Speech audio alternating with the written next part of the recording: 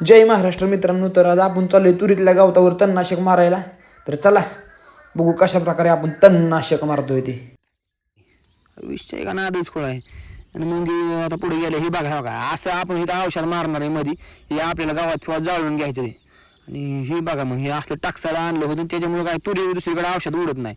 हे आमचा बारका गडी आहे ह्याच्याकडे गेलो ह्यानी गदा घेतला टाकला ना मला एक गदा. मग म्हणलं नको बरं ह्याच्यापाशी राशीला जावा म्हणलं.